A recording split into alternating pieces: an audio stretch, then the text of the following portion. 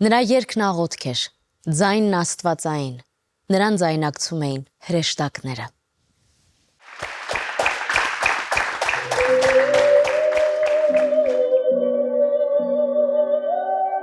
Ընդհանրապես շատ եմ սիրել միշտ Բախի երաժշտությունը Հենդելի, դեռ փոքրուց, ուղղակի լսելիս։ Հետո Բախ գունոյ Ave Marian, ես որ լսում եմ, ես հիանում եմ այդ երաժշտությամբ։ Եվ անդադ ականջս այսպես որոնում էր այդ երգը։ Փոքրուց ես շատ եմ սիրել հին դասական երաժշտություն։ Իմ երազանքը եղել է միշտ երգեոնի հետ երգելը, միշտ։ Երգեոնը բացառիկ տեղ է գրավում իմ երաժշտական ըմբռնումի մեջ։ Ես շատ ուրախ եմ, որ ես կարողացա ինչ-որ մի փոքր մասնիկ բերել Կոմիտասի ֆոնդի, քանի որ այստեղ Կոմիտասի անունը կա։ Կոմիտասը այն հանճարն է, որի առաջ պետք է խոնարհվել։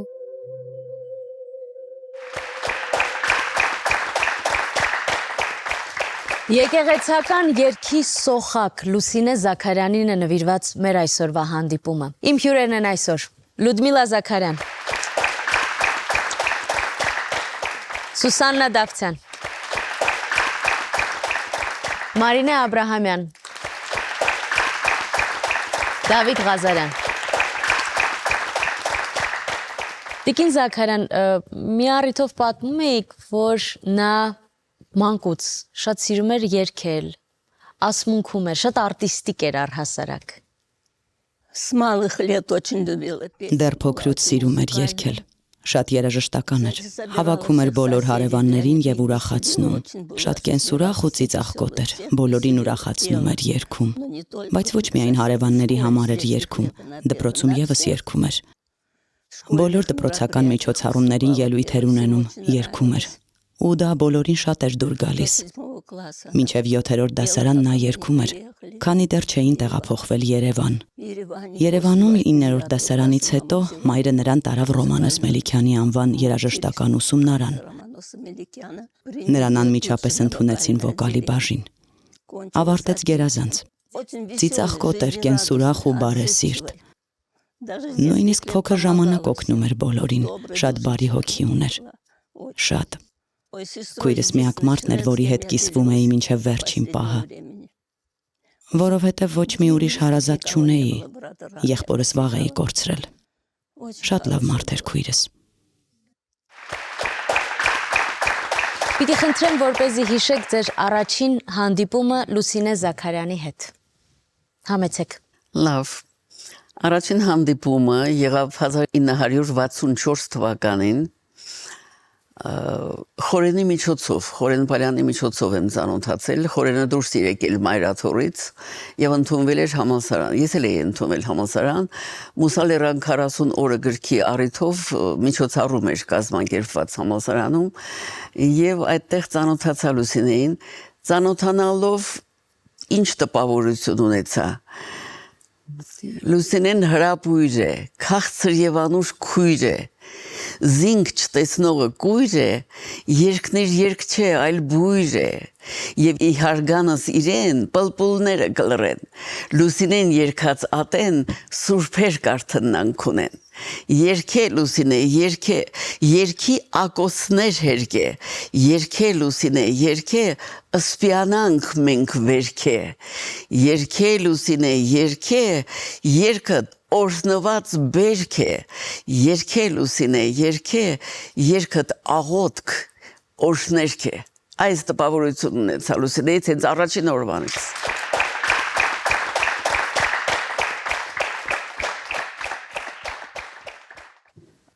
Դարձյալ 60-ական թվականներն էին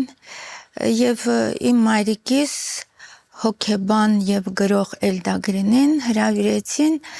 կոմպոզիտորների միության տան դահլիճ։ Ասացին, որ այնտեղ մի աղջնակ է երգում, անպայման ուշադիր եղեք։ Եվ մենք գնացինք լսելու, ես դեռ դպրոցական էի, փոքր էի։ Լուսինեն դուրս եկավ սպիտակ շորով, շատ պարզ, շատ մեղեդային ձայնով եւ շատ սիրունիկ դեմքով մեզ շատ դուր եկավ հետո Լուսինեն արդեն իմ մայրիկիս հետ բավականին մտերմացավ եւ հեռախոսակապով միշտ ինչ-որ հարցեր էր տալիս, խորհուրդներ էր հարցնում, այնպես որ արդեն այդ պահից մենք Լուսինեին շատ սիրեցինք եւ հետեւում ենք Լուսինեի հաջողություններին։ Բայց երբ ինձ արդեն ավարտելուց հետո ուղևորեցին եւ նշանակեցին Հայ ֆիլհարմոնիայի մենակատար, այդտեղ մենք սկսեցինք շատ հաճախ հանդիպել։ Եվ ես Լուսինեին այլ ավելի սիրեցի, նա շատ հարազատ էր ինձ համար, որտեղ ամեն քայլափոխին երևում է ինչքան նա պարզ է, ջինչ հոգի ունի, նույնիսկ միամիտ, բայց լավ իմաստով իհարկե։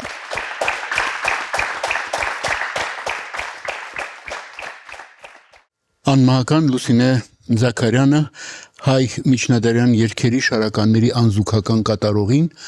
ես հանդիպել եմ Կոմիտասի 100-ամյա հոբելանի օրերին։ Արիթը հետևյալն էր։ Տաղանդավոր ամերիկահայ երգեհոնահար Պերճ Ժամկոչյանը այդ առիթով ֆիլհարմոնիկին նվիրել էր երգեհոն։ Մենք լսեցինք Լուսինեի խոսքը, թե ինչքան ինքը մեծ նշանակություն էր տալիս համերգային գործունեությունը երգեհոնով։ Եվ շատ հուզիչ էր, որ Պերճ Ժամկոչյան երգեհոնահար Լուսինե Զաքարյան դեռ ոչ այդքան հայտնի երգչուհի, որը անզուգական կատարողն էր միշտ հոգևոր երգերի, լեփ լեցուն դահլիճ եւ առաջին տպավորությունը իսկ մենք համարյա թե հասակակիցներ կոնսերվատորիայում առանձնապես չէինք շփվել։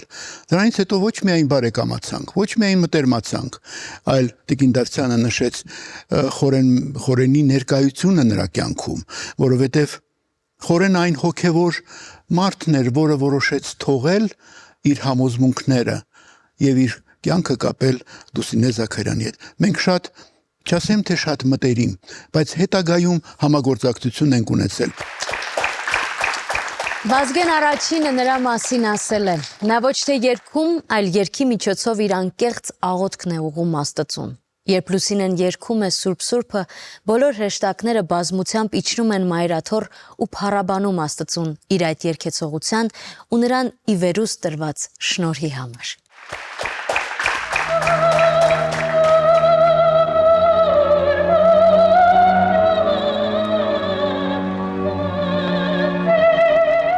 Նա ոչ միայն երգում էր, այլև երգի միջոցով իր անկեղծ աղոթքներ ուղղում Աստծուն։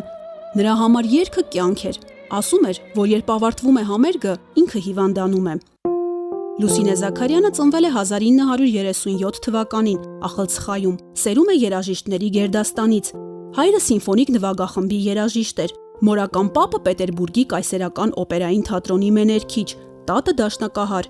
Երաժշտական տաղանդով օժտված աղջկան ընտանիքը Ախալցխայից տեղափոխում է Երևան երաժշտական կրթության տալու համար։ Սովորել է Ռոմանոս Մելիքյանի անվան երաժշտական ուսումնարանում, իսկ հետո կոնսերվատորիայում։ Նրա ձայնը զարմացնում եւ հիացնում էր բոլորին դեռ ուսանողական տարիներից։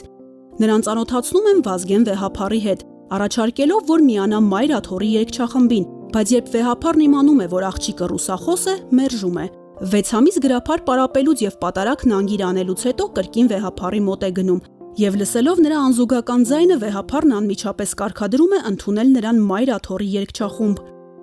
Ասում էին, որ Լուսինե Զաքարյանը երբ երգում է, կարծես օրոր է ասում ձեռքում բռնած մանկանը, նրան պաշտպանելով աշխարհի վտանգներից։ Հենց եկեղեցում էլ հանդիպեց ամուսնուն Խորեն Պալյանին, որը դարձավ նաեւ երգչուհու հայերենի գրափարի ուսուցիչը։ 1965 թվականին եղել է Հայ ֆիլհարմոնիայի մեներկչուհի, 1970-ից 1983 թվականներին Հայաստանի հեռուստատեսության եւ ռադիոյի սիմֆոնիկ նվագախմբի մեներկչուհի։ Շատ էր սիրում Բախի, Հենդելի, Մոցարտի ստեղծագործությունները, բայց հոգուն ավելի մոտ էին մեր միջնադարյան աննման գոհարները՝ խորենացու, նարեկացու, շնորհալու տաղերը։ Խոնար ու խաղաղ երգող Լուսինեն տարբերվում էր իր կատարողականությամբ, հանդիսատեսը նրան հրաշք կամ սրբուհի էր անվանում։ Նա համարձակորեն բեմ բարձրացրեց հոգևոր երգն ու երաժշտությունը եւ տարավ աշխարհի մեծ բեմեր։ Ես ամեն ինչ կանեմ ազգիս փառքը հերուները հասցնելու համար, ասում էր նա։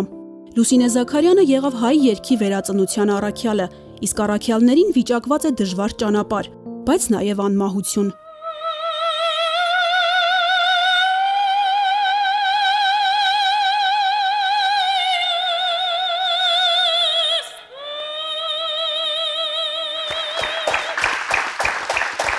Տիկին Զաքարյան, երբ պատրաստվում էի հաղորդմանը, ինձ համար ֆիքսեցի, որ բոլորը միշտ կարծես նույն բանն են ասում իր մասին, որ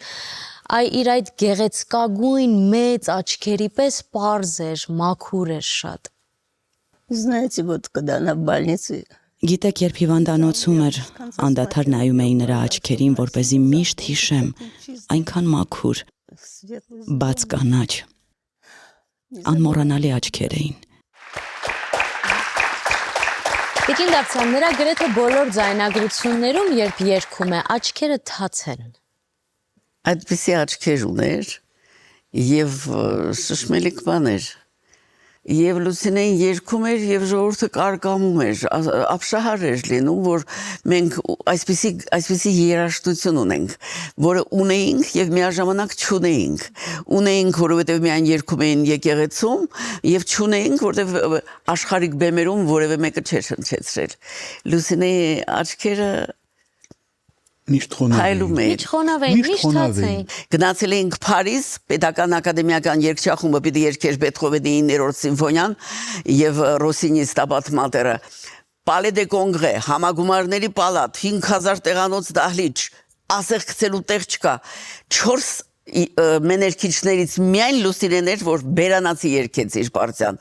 Եվ ասեմ ձեզ, երբ որ Լուսինեին ընտրեց Չեքեջյանը, որոշ երգչուհիներ ասեցին, վայ, ինչպես մեր շատ սիրելի Մարինեն ասեց, նա սենեկային, կամերային, լիրիկական սոպրանո է, Մոցարտի ռեկվիեմի բաժինը ոնց կը։ Ես պատասխանում եմ, որ Չեքեջյանը այն մարդը չէ, որ սխալ ընտրություն անի,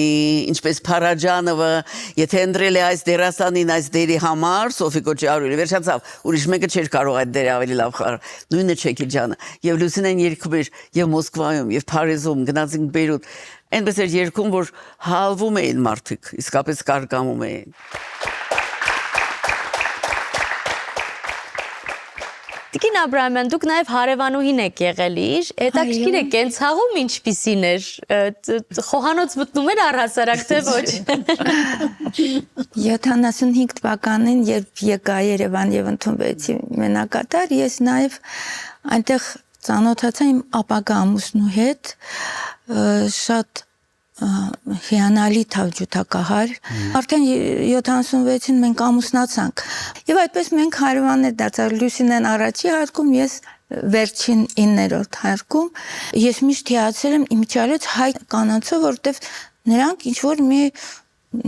արտառոց երևույթներ են, ամեն ինչ հասցնում են, եւ խոհանոցում, եւ տանը, եւ երեխաներին, եւ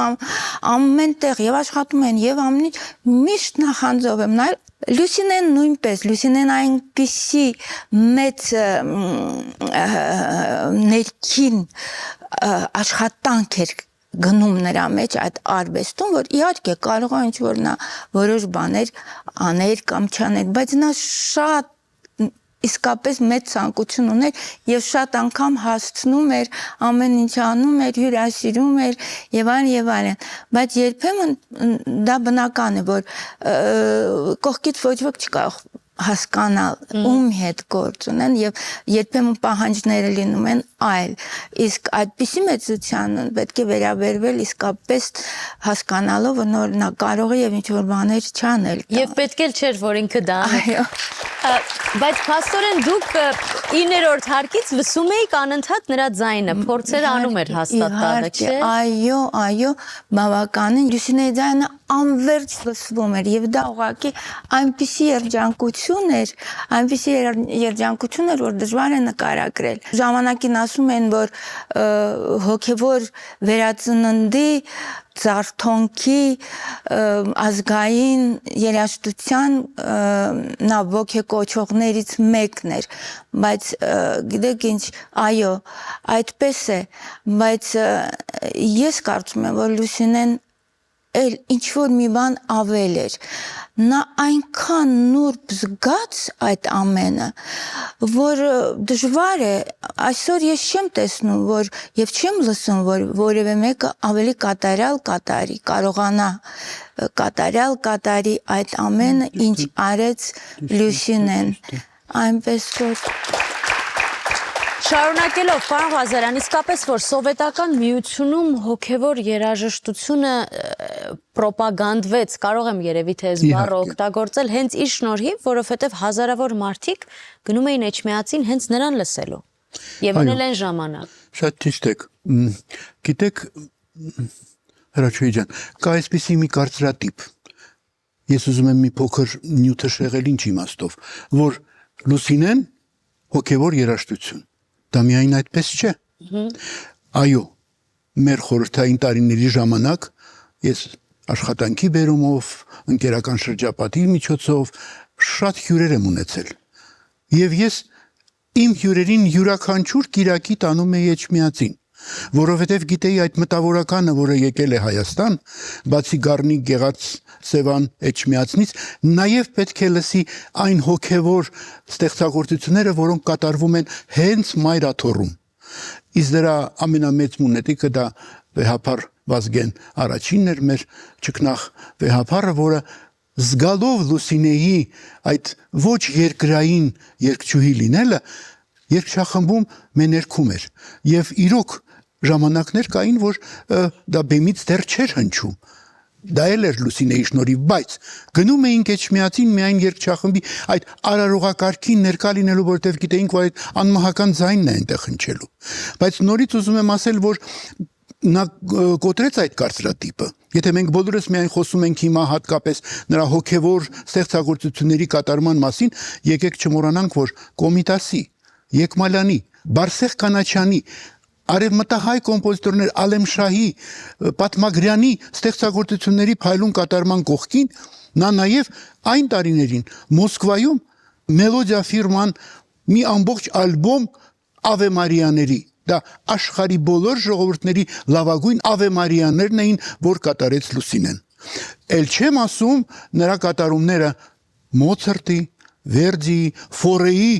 ռեկվիեմներում, որտեղ սոպրանոն միայն մենք լսում էինք եւ տեսնում Եվ էինք։ ասում էր Բախ գունո շատ։ Այո, լսում էինք միայն Լուսինե Զաքարյան։ Տիկին Զաքարյան, Առանց որևէ նոտայի։ Նա երբեք բեմ դուրս չէր գալիս նոտաներով։ Հերիք էր, որ մի անգամ նայեր ու ամբողջ անգիր հիշում էր։ ինչն է շատ հետաքրքիր, որ իսկապես նա օժտված էր, նա կարող էր ամեն ինչ երգել, բայց ինչու էր հոգևոր իրեն այդքան նաև հոգեհարազատ։ Очень любила духовную. Շատ էր սիրում հոգևոր երաժշտություն։ Եվ այնպիսի ապրումով, այնպես էր երգում, որ անհնար էր լսել ու չհուզվել, մինչև հոգու խորքը հուզում էր։ Ներողություն, ճիշտ հարց եք ուղում։ Օրինակ ծնված եւ մեծացած լինելով ոչ Հայաստանում, Վրաստանում։ այո, հոգևորը նրա մեջ կար։ Եվ գիտեք մի միջադեպ, եթե կարելի է։ Ուրեմն երաժշտական ընկերության այն ժամանակ երգչախմբային նախաձեռնությամբ ստեղծվեց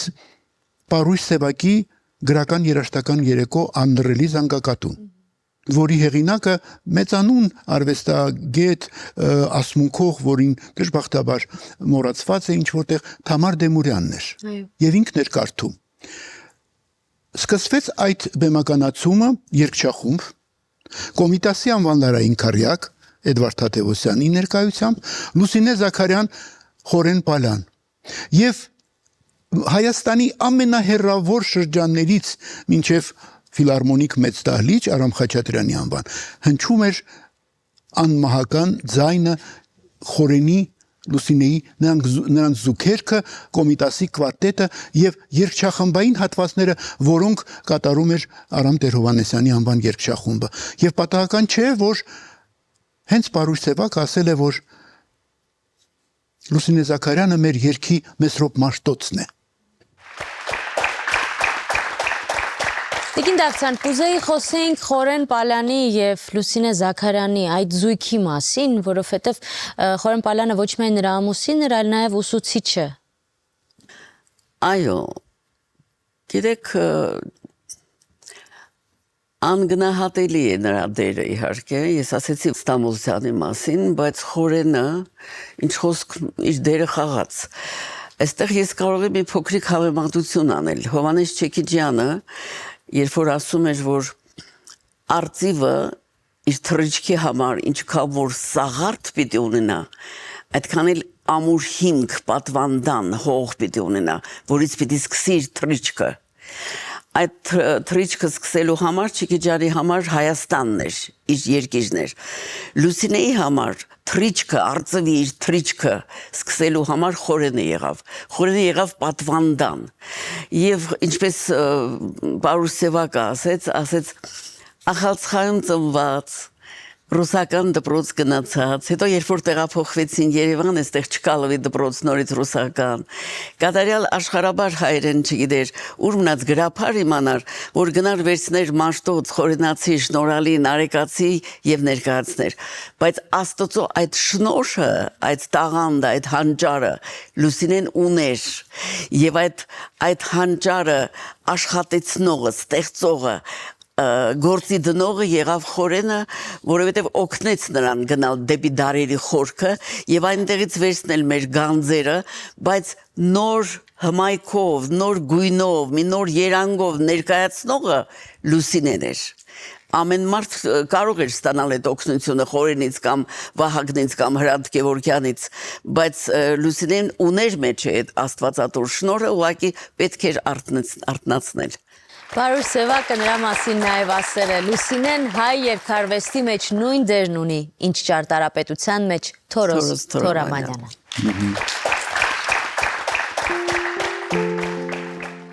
Ես Լուսինե Զաքարյանին համարում եմ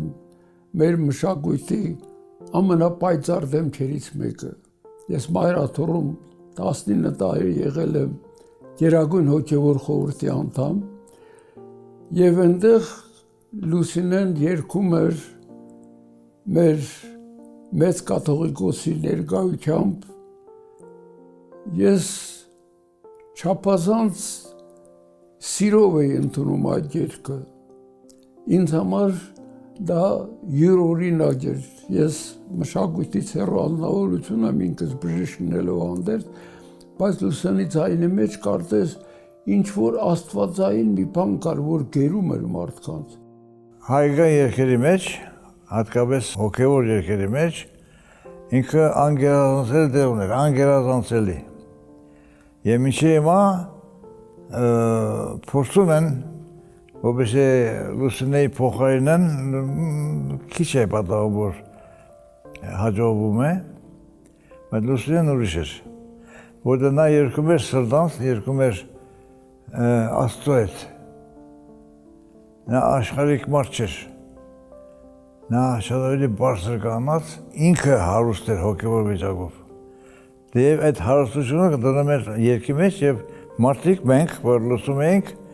մենք էլ ենք հարստանում։ Լուսինե Զաքարյանը օժտված էր մարդկային բացառիկ նկարագրով, անմարտասեր էր, համեստ էր, ինչպես նաեւ մարդամոտ էր։ Եվ ինքը աստվածավախ էր եւ այդ աստվածավախությունը դարձավ իր կյանքի առանցքը։ Լուսինեն ուներ աստվածադուր ցայն եւ այդ իր տաղանդը, այդ իր ցայնը կարծեք նվիրեց Աստուծոն եւ երբ երկեր կարծես գաղութեր։ Այն ժամանակ Լուսինեն դեռ նոր էր, իր առաջին նկատողներից մեկը ես եմ եղել։ Լուսինեն գրվում էր պասպորտով Սվետլանա։ Սվետլանային տարա Մոսկվա, Մոցարտ ռեկվիեմ երգեց, յանվարի տպավորություն տողեց։ Բնավորությամբ շատ համեստ, շատ նվիրյալ երգչուհի էր։ Այդ Մոսկվայի բանից հետո, ռեկվիեմից հետո ինքը պետք է դառնար համաշխարհային մեծություն։ Այդ չեղավ, որովհետև իր առողջական վիճակը թույլ չտվեց։ Հետագայում նրա հետ բավական ջերմ հանդիպումներ եմ ունեցել, երբ որ 1982 թվականին Խորհրդային Միության 65 ամյակի կապակցությամբ ստեղծվեց մի հանձնաժողով եւ այդ հանձնաժողովը գործուղվեց Սիրիա, Լիբանան, Հորդանան։ Այդ հանձնաժողովում էր Լուսինե Զաքարյանը, Արնո Բաբաջանյանը, Կոմիտասի կվարտետը, գիտության մի շարք անձնավորություններ, ես միակ բժիշկը, Լուսինեն ելույթներ էր ունենում, ինչ ջերմությամբ էին ընդունում, ինչ լավ էին ընդունում, նրան Արնո Բաբաջանյանին։ Իրեն համար երկը կերակույն իր բարդականություններ, իր սրբազան առաքելություն ներկայացրեց կյանքի մեջ եւ երբ կերքեր ընդհանրապես ովևէ մեկ հիվանդակին կամ հիվանդության կամ վատասկացման այդ զգացումները վերանում էին իր մեջ։ Հաջախակի ես անցամբ ականատես եմ եղած, երբ Լուսինեն վատ դրամատության մեջ էր եւ ուներ համերգ ներկայացնելու, երբ Փերմ Փարսանար գազես վերանում էր իր այդ վատասկացումը կամ վատ դրամատությունը։ Նույն ցեմով կհիշեմ, երբ Մայրաթոր Սուրբ Էջմիածին գուղվեինք ամեն գերագի, իրեն համար դա սրբություն էր, պետք է մասնակցել ամեն գերագի Սուրբ Պատարագին եւ միշտ գրեթե հաջող ուշացումով կհասներ Մայրդաջար, բայց երբ գմիանար երջախումբին եւ կսկսեր իր երգը, կապես Սուրբի մենագադարությունը, արդեն գարձես ինքը ուրիշ աշխարհում էր։ Շարականների մեջ ուրեմն ինքը մասնագիտացվեց շնորհիվ իր ամուսնուն եւ դարավ մեր հարաբերության աչքի լույսը։ Հիմա փորձում են իհարկե որ լրացնեն իրենց, որոշ չափով հաջողվում է, բայց որոշ չափով չէ։ Եթե Լուսինեն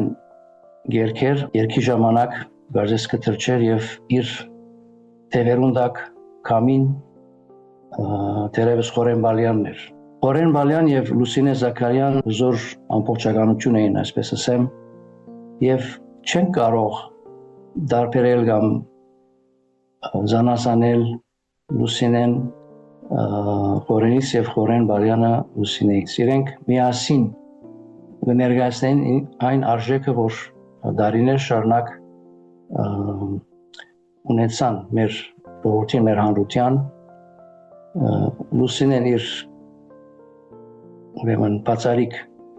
ցայնով, իր գադարողությամբ, իր նկարագրով, նկարագրի բոլոր գիծերով եւ Խորեն Բալյանն իր ներդրումով գարձես իրենք ծնած էին միասին լալու եւ իրենց ամենակարևոր առաքելություններ մեր հնատարյան Միշնատարյան երկերու, լաղերու, ինչպես նաև հայտասական երաժշտության, ինավուրց երաժշտության եւ կոմիդասյան երկերու, երկացանգի ներկայացումներ, մատուցումներ ժողովրդին։ Լուսինե Զաքարյանը արտակարգ լավ անձնավորություն էր եւ այդ 21-22 օրը, որ անընդհատ մենք միասին ենք, ես տեսնում եմ, թե ինչպիսի հոգատարություն եւ ինչպիսի ջերմ վերաբերմունք ունի այդ շրջապատի մարդկանց հետ։ Շատ կատակներ էր անում Արնո Բաբաջանյանը։ Լուսինեն ասում այ Լուսինե, այդքանի տարեկան ես դու, այդ ամոթ խածությունը, այդ բանը բավական չի դեռ փոխվի, դու պետք է փոխվես։ Ասում եմ Սիրելի Արնո, ես ինչպես փոխվեմ, ես փոխված եմ, էլ ինչ փոխվեմ։ Լուսինեի եւ Խորենի բացակայությամբ մենք այսօր կանտրատարնանք, թե ինչպիսի հսկա մշակութային արժեք կներկայացնեին Լուսինեն ու Խորենը իրենց արվեստով, իրենց բացարիք գործունեությամբ, որ ունեցան, ես կգործեմ, որ այդ երաժշտությունը, այդ արվեստը մենք պետք է տարածենք, դա պետք է լսվի յուրաքանչյուր հայ օջախի մեջ եւ աշխարհում մեկ անշուշտ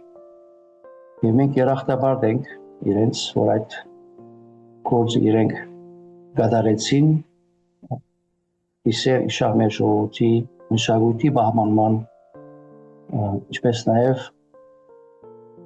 մենք պետք է ընդունենք, որ իրենց ներկայությունը, իրենց գործը երաշխիք է մեր ազգի գոյության եւ գործունեության։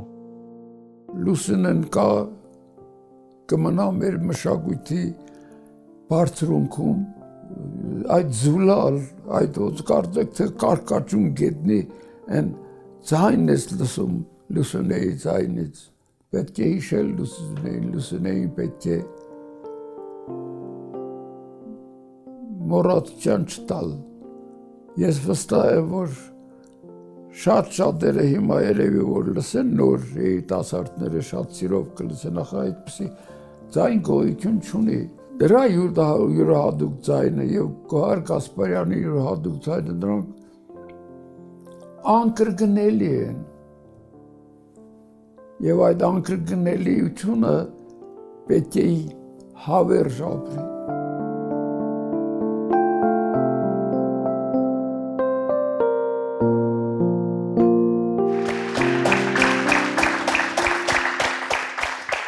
Ինչի համար պիտի հատկապես շնորհակալ լինենք Լուսինե Զաքարյանին։ Այն փաստի համար, որ նա կարողացավ մեր 5-րդ դարից սկսած հոգևորը ներկայացնել ոչ միայն հայ ժողովրդին, ոչ միայն առաջինը բեմ բարձրացրեց հրապարակավ, այլ նաև աշխարհի ժողովուրդների առջև ներկայացրեց իր բազմաթիվ հյուրախաղերով, բազմաթիվ երկրներում, եւ մարդիկ ասում էին, այսինչ հետաքրքիր է, որ այդ ազգը ունի այդպիսի հոգևոր հիմք, որ երկիր, որը առաջինն է քրիստոնեությունը ընդունել իբրև կրոն, այսպիսի անմահական երաժշտություն ունի։ Լուսինեին իհարկե ամբողջ ազգը պետք է շնորհակալ լինի, որովհետև գիտեք ինչ, շատ դժվար է հասկանալ ինչ է նշանակում ոչ ուղղակի տաղանդ։ Լուսինեն ինչ որ ահռելի մեծ էր, ահռելի մեծ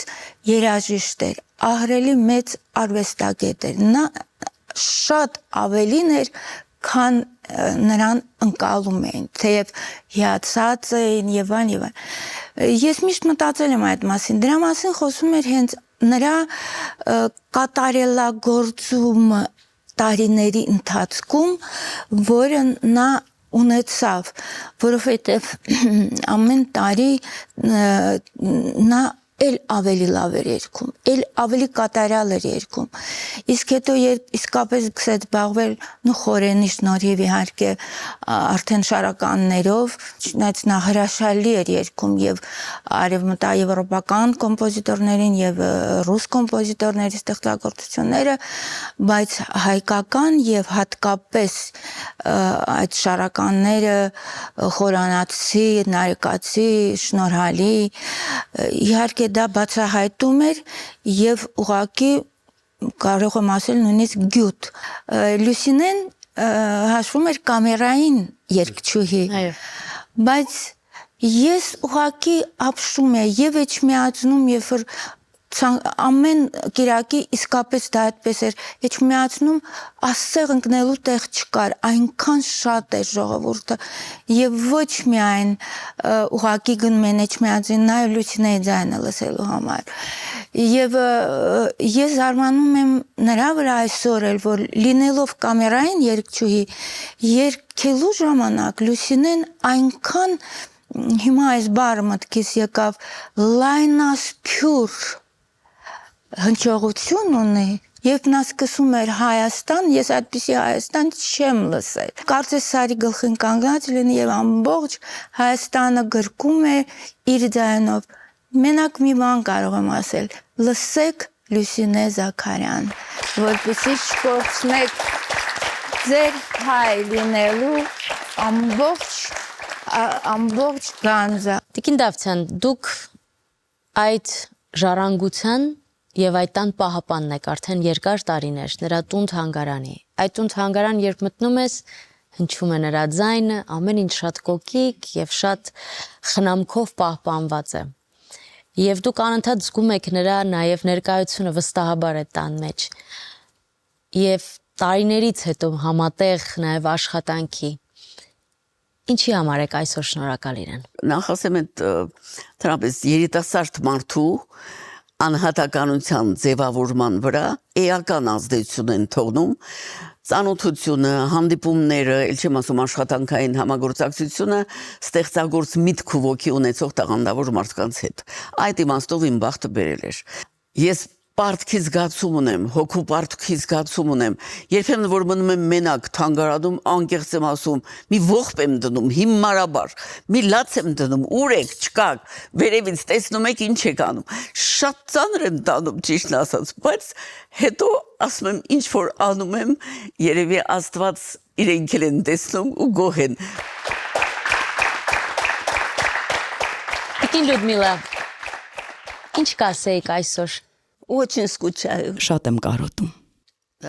Երբեք չեմ համակերպվի նրա կորստի հետ, երբեք։ Անգամ նրա հաղորդումները չեմ կարողանում հանգիստ լսել։ Անմիջապես արցունքներս հոսում են, չեմ կարողանում անտարբեր նայել։ Չեմ կարողանում։ Եվ հպարտանում եմ, որ այդպիսի քույր եմ ունեցել, որ բոլորդ այսքան լավ եք արտահայտվում նրա մասին։